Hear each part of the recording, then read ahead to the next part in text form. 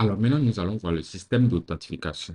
Nous allons voir avec la Ravel comment est-ce que nous allons pouvoir, grâce à un formulaire de connexion, authentifier l'utilisateur.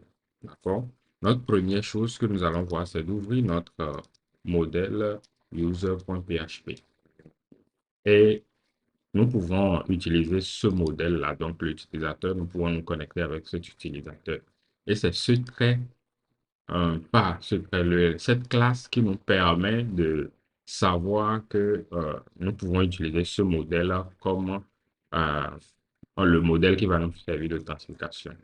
Donc, la première des choses que nous allons faire, c'est d'abord dans notre nav.blade.php, nous allons ajouter un nouveau lien ici. Donc, on va juste dupliquer ça. Euh, nous allons enlever ça pour le moment et ajouter ici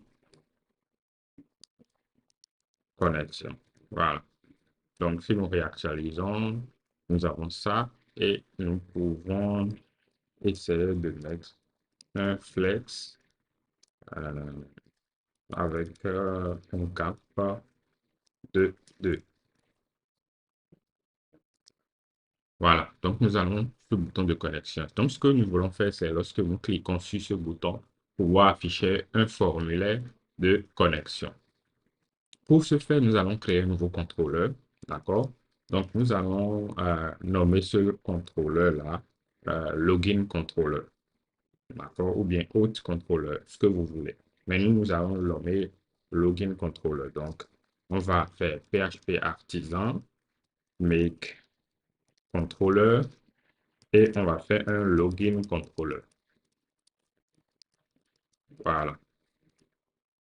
Donc, cela va nous créer un nouveau fichier login controller.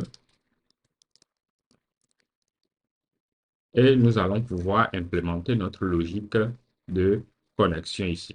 Nous allons créer une fonction que nous allons appeler authenticket, d'accord, qui va prendre en paramètre la request.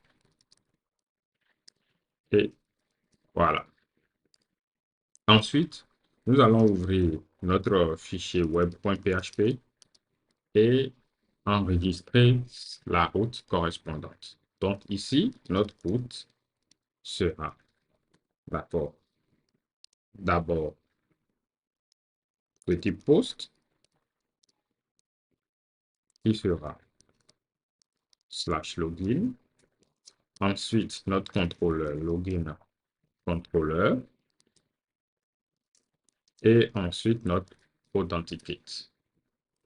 Et nous allons le nommer login.post. Voilà. Ensuite, nous avons également besoin d'une autre fonction pour afficher notre formulaire que nous allons nommer show login form. Donc, cela va retourner une vue, d'accord, que nous allons mettre dans un dossier hôte, puis login.blade.php, donc login simplement. OK. Ensuite, nous allons créer cette vue-là. Donc, cette vue, comme vous pouvez le voir, est dans le dossier hôte, view hôte. OK. Donc, nous allons utiliser notre layout de base. Et ici, j'ai déjà préparé le contenu de notre formulaire de login. Donc, je vais juste le coller là et nous allons avancer. Donc, nous avons notre formulaire de connexion. Donc, notre login contrôleur, notre show login form qui renvoie notre formulaire.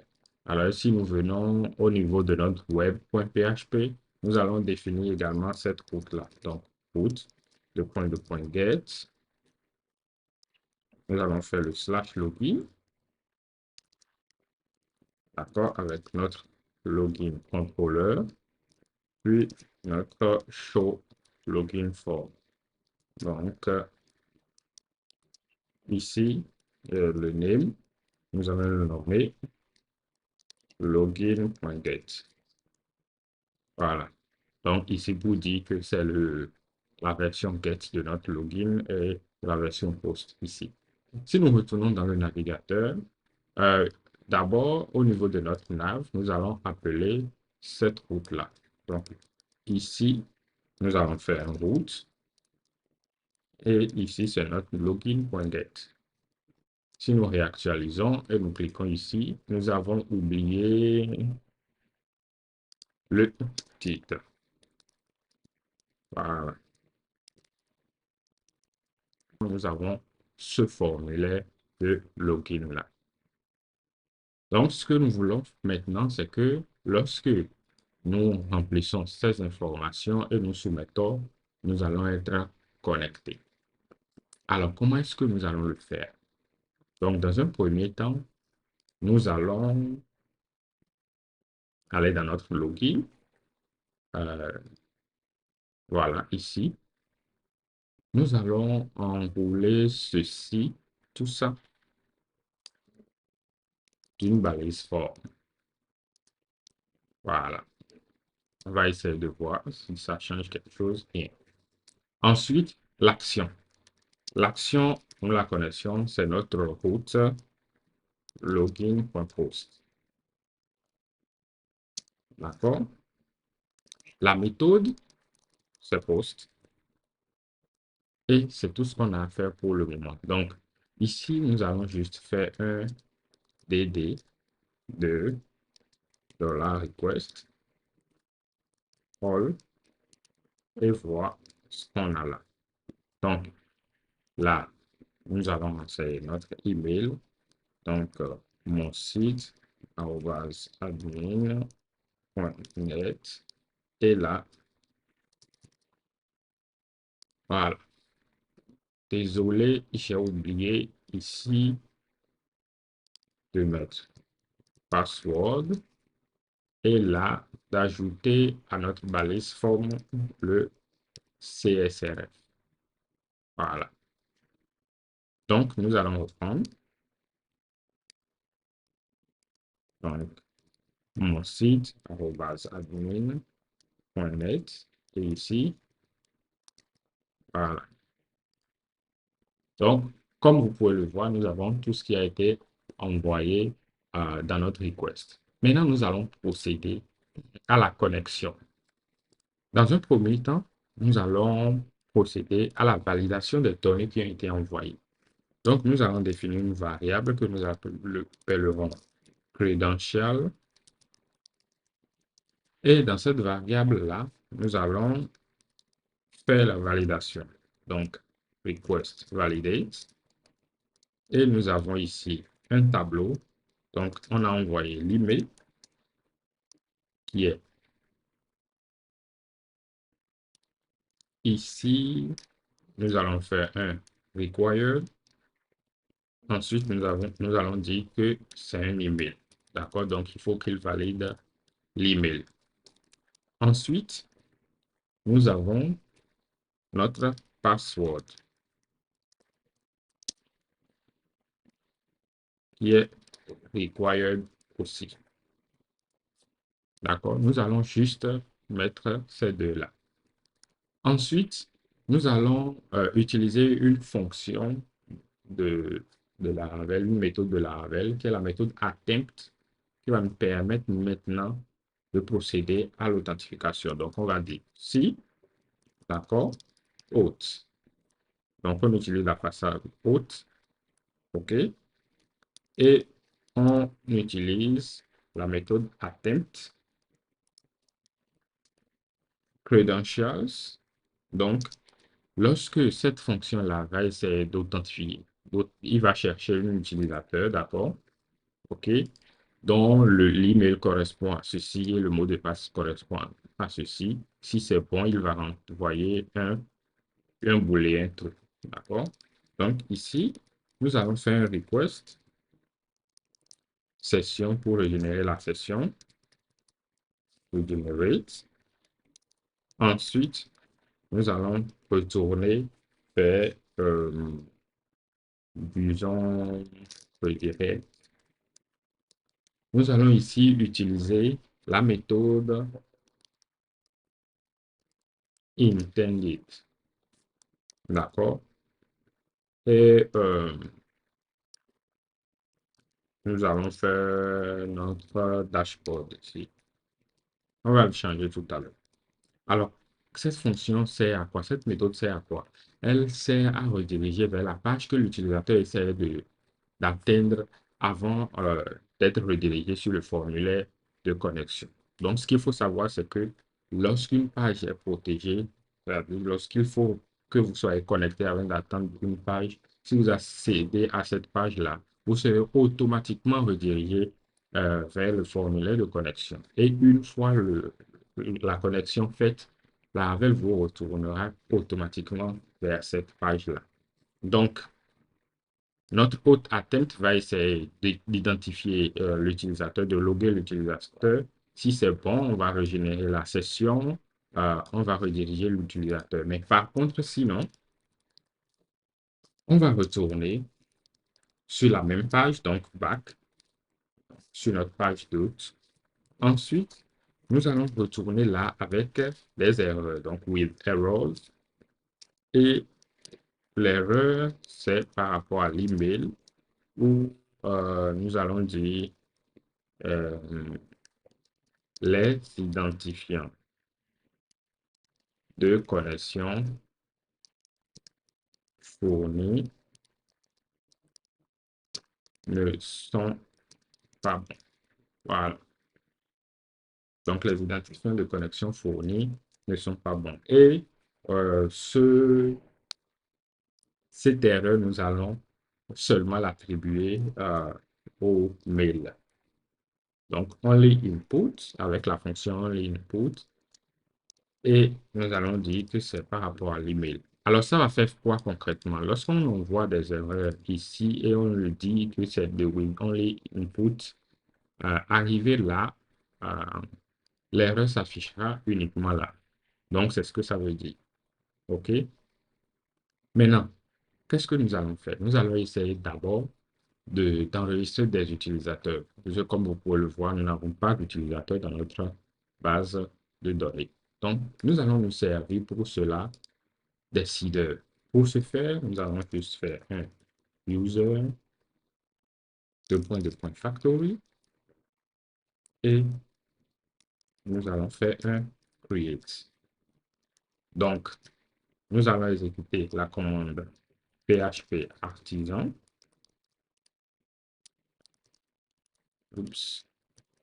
php artisan db seed.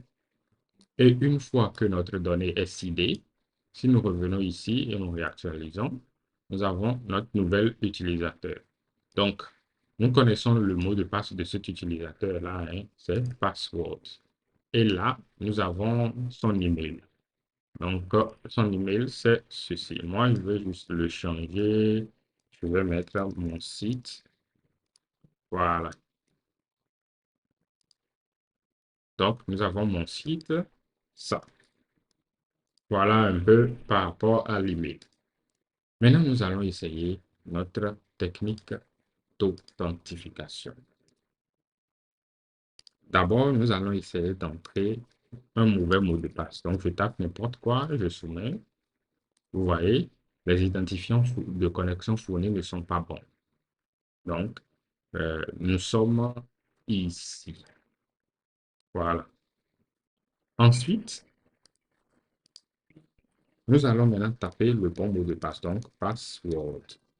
Et nous allons soumettre. Alors, il redirige vers le dashboard comme on l'a indiqué ici. Mais nous, on va rester sur notre page là.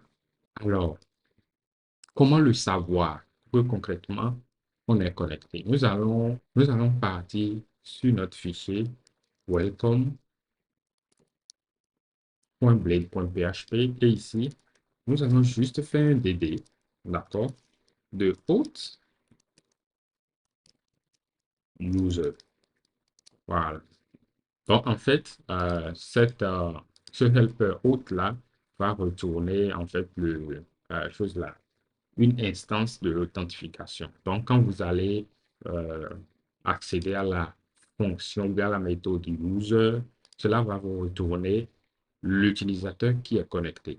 Donc, si je réactualise, nous avons notre utilisateur qui est connecté. Nous pouvons vérifier si l'utilisateur est effectivement connecté avec le autre check. Si nous réactualisons, ça envoie true.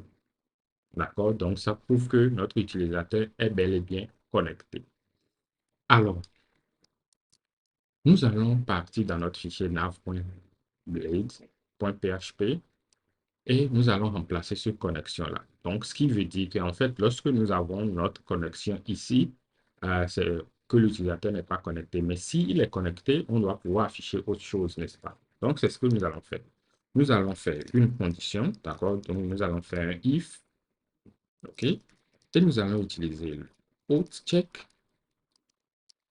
Donc, si l'utilisateur est connecté, moi, je peux faire plus le helper. Voilà. Donc, on vérifie si l'utilisateur est connecté. S'il est connecté, nous allons afficher le bouton de déconnexion. Donc, déconnexion.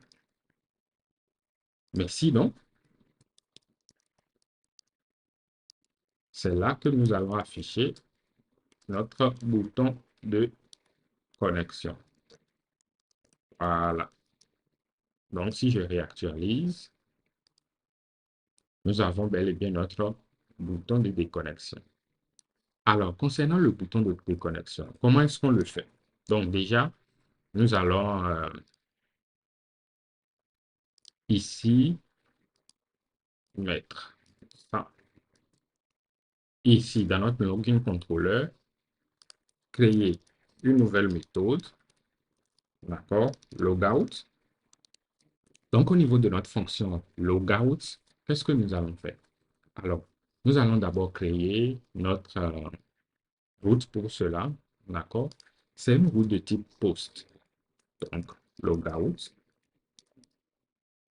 désolé, voilà, logout, ici, logout, et là, nous pouvons directement mettre le logout là. OK? Et à ce niveau, au niveau de notre nav.blade.php, nous allons ajouter cette route-là. Donc, notre route logout. Voilà. Donc, qu'est-ce qui va se passer lorsqu'on va cliquer ici? On a une erreur parce qu'en fait, nous ne pouvons pas exécuter une méthode de type post sur un lien directement. Alors, comment est-ce qu'on pallie à ça? C'est très simple. Ce qu'on va faire, c'est que nous allons prendre ça. OK. Nous allons créer une balise for. OK. L'action serait notre logout.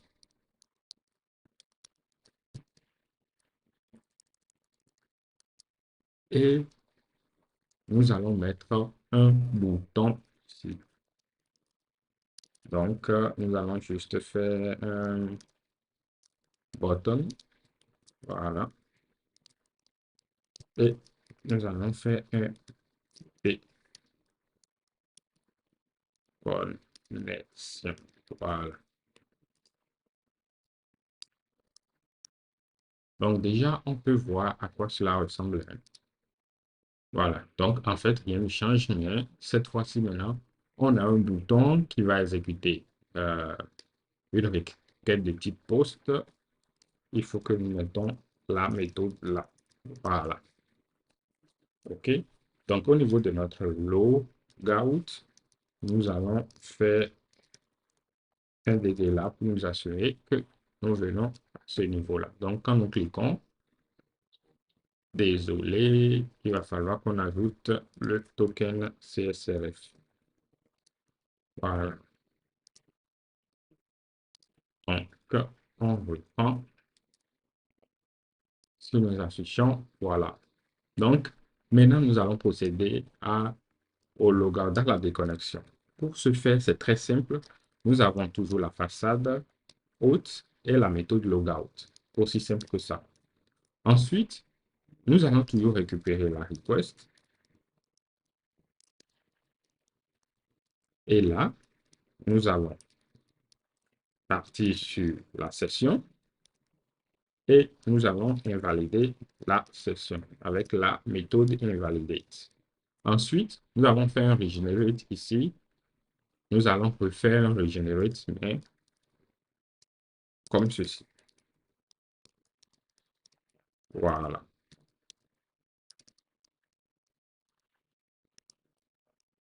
Et là, nous allons rediriger vers, euh, disons, la home page. Voilà. Donc, voilà comment est-ce que vous pouvez faire une redirection, un logout. Nous allons peut-être ajouter with success et dire et connexion effectuée avec succès.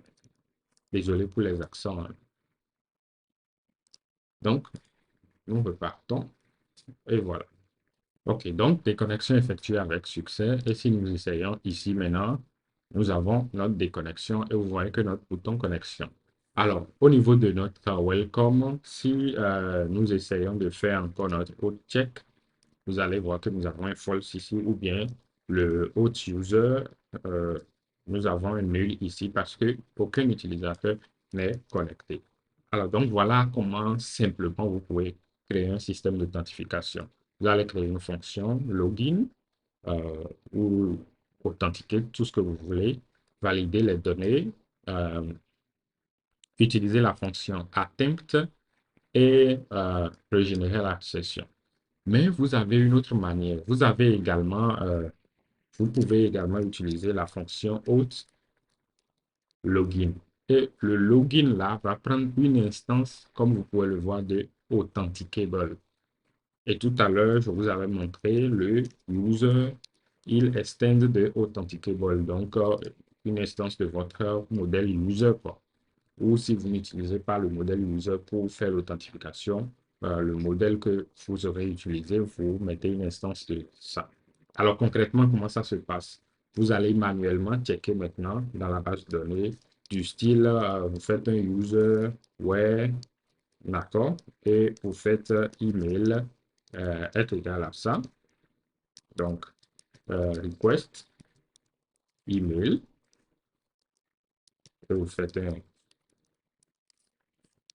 get, ou bien first, d'accord? Donc, que vous stockez dans une variable user. Ensuite, vous vérifiez, d'accord, si le user existe, d'accord, si vous avez pu trouver un user et, euh, et voilà, vous faites un hash check de request password pour checker si le password aussi est bon, d'accord, avec le password de l'utilisateur que vous aurez récupéré, comme ceci. Donc, si c'est bon, alors vous authentifiez l'utilisateur. Donc, vous faites un auth login de user. Et là, vous faites votre redirect comme ceci. Voilà. Donc, si j'essaye,